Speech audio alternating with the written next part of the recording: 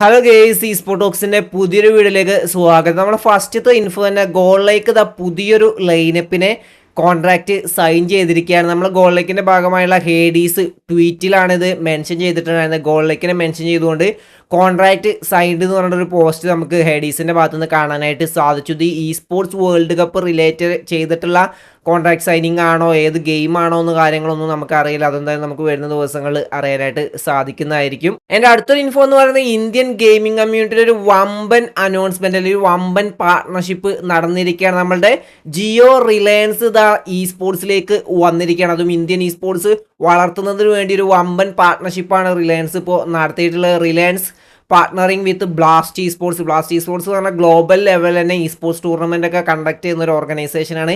അവരുമായിട്ട് കൊളാബ് അല്ലെങ്കിൽ പാർട്ട്ണർഷിപ്പിലേക്ക് വന്നുകൊണ്ട് ഇന്ത്യയിൽ ഇ സ്പോർട്സ് ബിസിനസ് എക്സ്പാൻഡ് ചെയ്യാൻ വേണ്ടിയിട്ടാണ് ഈ ഒരു വമ്പൻ പാർട്ട്ണർഷിപ്പ് നടന്നിട്ടുള്ളത്. ഈ ഒരു പാർട്ട്ണർഷിപ്പോട് കൂടിയിട്ട് തന്നെ ഇന്ത്യയിൽ ഇ സ്പോർട്സ് ടൂർണമെൻറ്റുകൾ നടത്തുക, E sports production, E sports broadcasting തുടങ്ങിയിട്ടുള്ള രീതിയിലായിരിക്കും റിലയൻസ് ആൻഡ് ബ്ലാസ്റ്റ് ഇന്ത്യയിൽ വർക്ക് ചെയ്യാൻ പോകുന്നത്. അതിൽ എടുത്തു പറയേണ്ടത് ടോപ്പ് ഇവൻറ്റുകളൊക്കെ ഇനി ചിലപ്പോൾ ജിയോ ഗെയിംസിലായിരിക്കും നമുക്കിനി കാണാനായിട്ട് സാധിക്കും. അതിന് മുന്നേ ലോക്കോ റൂട്ടറൊക്കെ ഉണ്ടായിരുന്നു. ഇനി ജിയോ ഗെയിംസിൻ്റെ വരവായിരിക്കും. അപ്പോൾ ജിയോ ഗെയിംസിലായിരിക്കും നമുക്കിനി മേജർ ഇവൻറ്റ്സുകളൊക്കെ ഈ ഒരു പാർട്ട്ണർഷിപ്പിലൂടെ നടക്കുന്ന ഇവൻറ്റ്സുകളൊക്കെ നമുക്ക് കാണാനായിട്ട് സാധിക്കും. എന്തായാലും ഈ ഒരു വർഷം തന്നെ റിലയൻസിൻ്റെ ഇവൻറ്റുകൾ ഉണ്ടാവും നമുക്ക് പ്രതീക്ഷിക്കാം. എൻ്റെ അടുത്തൊരു ഇൻഫോ നമ്മളെ BGS 2025 2 കോടി രൂപ പ്രൈസ് പൂൾ വരുന്നതിൻ്റെ സെമി ഫൈനൽസ് വീക്ക് 1 ഇന്നലെ അവസാനിച്ചിട്ടുണ്ടായിരുന്നു. അടിപൊളി ഡോമിനേറ്റിംഗ് പെർഫോമൻസും അതുപോലെ ക്വാളിഫിക്കേഷൻ ഉറപ്പുവരുത്തേണ്ട ടീമുകളുടെ ഒരു അടിപൊളി കംബാക്ക് പെർഫോമൻസുകളുമാണ് നമുക്ക് കാണാനായിട്ട് സാധിച്ചത്. നമുക്ക് മാച്ച് ഡീറ്റെയിൽസിലേക്ക് നോക്കുകയാണെങ്കിൽ മാച്ച് 1 തന്നെ FSC സ്പോർട്സിൻ്റെ ഇമ്പോർട്ടൻറ്റ് പെർഫോമൻസ് ആണ് നമുക്ക് കാണാനായിട്ട് സാധിച്ചത്. അവർക്ക് ക്വാളിഫിക്കേഷൻ ഉറപ്പുവരുത്താൻ വേണ്ടിയുള്ള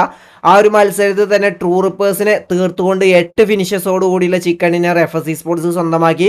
ട്രൂ റിപ്പേഴ്സിനും മച്ച് നീഡർ പെർഫോമൻസ് ആയിരുന്നു. 13 പോയിന്റ് അവരും എടുത്തു. നമ്മൾ മേക്ക് കളിക്കുന്ന ജെനിസിസ് സ്പോർട്സ് 5 ഫിനിഷസുമായിട്ട് 5 പോയിന്റ് സ്വന്തമാക്കി. ആൻഡ് മാച്ച് 2 റെക്കനിങ് സ്പോർട്സിനും മച്ച് നീഡഡ് ഇമ്പോർട്ടൻറ്റ് പെർഫോമൻസ് ആയിരുന്നു. അവിടെ ലാസ്റ്റ് തമിഴാസിനൊക്കെ തീർത്തുകൊണ്ട് 10 ഫിനിഷസോട് കൂടിയുള്ള ചിക്കൻ ഡിന്നറാണ് റെക്കനിങ് സ്പോർട്സ് സ്വന്തമാക്കിയത്. തമിഴാസ് ഇവിടെ 13 പോയിന്റും NRI ഇവിടെ 7 പോയിന്റും ജെനിസസ് ഇവിടെ 4 പോയിന്റും സ്വന്തമാക്കി.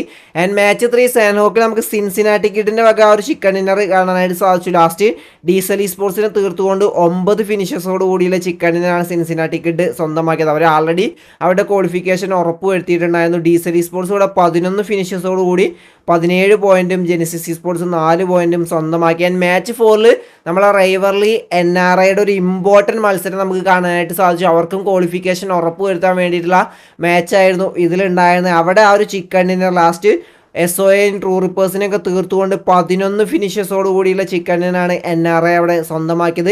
ട്രൂ റിപ്പേഴ്സിന് മച്ച് നീഡർ പെർഫോമൻസ് ആയിരുന്നു. അവിടെ 14 ഫിനിഷസോട് കൂടി 20 പോയിന്റ് ട്രൂ റിപ്പേഴ്സും സ്വന്തമായിക്കൊണ്ട് ഏകദേശം അവരുടെ ക്വാളിഫിക്കേഷനും അവർ ഉറപ്പ് വരുത്തി. നോണെക്സ് ഇവിടെ 9 പോയിന്റ് സ്വന്തമാക്കിയാൽ മാച്ച് 5 VSTക്ക് ഇമ്പോർട്ടൻറ്റ് മാച്ചായിരുന്നു. അവിടെ അവർ നല്ല രീതിയിൽ സർവൈവ് ചെയ്തുകൊണ്ട് ലാസ്റ്റ് സോണിലേക്ക് വരെ എത്തി. ലാസ്റ്റ് എസ്പവറിൻ്റെ ആ ഒരു 1v1 ഫൈറ്റോട് കൂടി ടീം 9 ഫിനിഷസോട് കൂടിയുള്ള ചിക്കൻ ഡിന്നർ സ്വന്തമാക്കിയ NRIയുടെയും ലാസ്റ്റ് മാച്ചായിരുന്നു. അവിടെ അവർ ആ ഒരു ഡോമിനേറ്റിംഗ് പെർഫോമൻസ് കാഴ്ചവെച്ചുകൊണ്ട് 12 ഫിനിഷസോട് കൂടി 16 പോയിന്റ് NRIയും സ്വന്തമാക്കിയ ലാസ്റ്റ് മാച്ചിൽ SOAയ്ക്കും ഇമ്പോർട്ടൻറ്റ് മാച്ചായിരുന്നു. അവർ നല്ല രീതിയിൽ സോൺ ഹോൾഡ് ചെയ്തുകൊണ്ട് ലാസ്റ്റിലേക്ക് മാത്രം ഫൈറ്റ് എടുത്ത് 4 ഫിനിഷസോട് കൂടിയുള്ള ചിക്കൻ ഡിന്നർ സ്വന്തമായിക്കൊണ്ട് അവരുടെ ക്വാളിഫിക്കേഷനും അവർ ഉറപ്പുവരുത്തി. എൻ്റെ ഒറാങ്കുട്ടാനും നല്ല രീതിയിൽ ഇതിൽ പെർഫോം ചെയ്തിട്ടുണ്ടായിരുന്നു. 10 ഫിനിഷസോട് കൂടി 16 പോയിന്റ് സ്വന്തമാക്കി. പക്ഷേ ജസ്റ്റ് മിസ്സിന് അവർക്ക് ആ ഒരു ക്വാളിഫിക്കേഷൻ ആ ഒരു മുൾമുനയിലായത്. അങ്ങനെ സെമി ഫൈനൽസ് അവസാനിച്ചപ്പോൾ ഓവറോൾ സ്റ്റാൻഡിങ്സ് നമ്മൾ നോക്കുകയാണെങ്കിൽ സിൻസിനാറ്റി കിഡാണ് ഒരു ടോപ്പിലെത്തിയിട്ടുള്ളത് 115 പോയിന്റോട്. സെക്കൻഡ് ഗോളിലേക്ക് എത്തി 107 പോയിന്റോട്. തേർഡ് FSC സ്പോർട്സ് എത്തി 105 പോയിന്റോട്.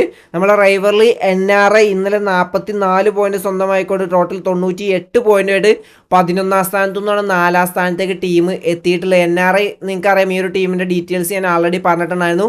NRIയിൽ നിന്നും ഇവർ ഇറങ്ങിയിട്ടുണ്ടായിരുന്നു. പക്ഷേ ഇപ്പോഴും NRIൻ്റെ പാർട്ടാണ്. അനൗൺസ്മെൻറ്റും കാര്യങ്ങളൊക്കെ നമുക്ക് NRIൻ്റെ ഭാഗത്തു നിന്ന് കാണാനായിട്ട് സാധിക്കും. റൈവർലി ആയിട്ട് ചെറിയൊരു കൊളാബും ഇവർ വന്നിട്ടുണ്ട്. 5ാം സ്ഥാനത്ത് റെക്കനിങ് എത്തി 94 പോയിന്റ്. 6ാം സ്ഥാനത്ത് ട്രൂ റിപ്പേഴ്സും 7ാം സ്ഥാനത്ത് SOA പ്രോപ്പർ അണ്ടർഡോഗ് ടീമും 8ാം സ്ഥാനത്ത് VST 86 പോയിന്റ്. 9ാം സ്ഥാനത്ത് നിൽക്കുന്ന ഒറാങ്കുട്ടാനും 86 പോയിന്റാണ്. പക്ഷേ VSTക്ക് ചിക്കൻ ഡിന്നർ കൂടുതൽ ഉണ്ടായത് കൊണ്ട് തന്നെ VST ആണ് ക്വാളിഫിക്കേഷനിലേക്ക് ആ ഒരു മുൻപന്തിയിൽ നിൽക്കുന്നത്. അങ്ങനെ ടോപ്പ് 8 ടീമുകൾ ഡയറക്റ്റ് ലാൻഡ് ഫൈനൽസ്, കൊൽക്കത്തയിൽ വെച്ച് നടക്കാൻ പോകുന്ന ലാൻഡ് ഫൈനൽസിലേക്ക് 8 ടീമുകൾ ക്വാളിഫൈ ആയിരിക്കുകയാണ്. ഒറാങ്കുട്ട 9ാം സ്ഥാനത്ത് വിൻ ചെയ്തു. നോണെക്സ് 17ാം സ്ഥാനത്തും 18ാം സ്ഥാനത്ത് ജെനിസസ് സ്പോർട്സ്, 19ാം സ്ഥാനത്ത് ലിഖിത, 20ാം സ്ഥാനത്ത് സോള്. ഇമ്പോർട്ടൻറ്റ് 3 മാച്ചിൽ വെറും 3 പോയിന്റ്സ് മാത്രമാണ് സോളിന് സ്വന്തമാക്കാനായിട്ട് സാധിച്ചത്. പഴയ ആ ഒരു സോള് എവിടെ പോയി എന്നുള്ളത് ഭയങ്കര കൺഫ്യൂഷനാണ്. ആ ഒരു ലെവലുള്ള പെർഫോമൻസ് നമുക്ക് കാണാനായിട്ട് സാധിക്കുന്നില്ല. എൻ്റെ RNTX ഒഫീഷ്യൽ ചാമ്പ്യന്മാർ 27ാം സ്ഥാനത്താണ് ഫിനിഷ് ചെയ്ത്.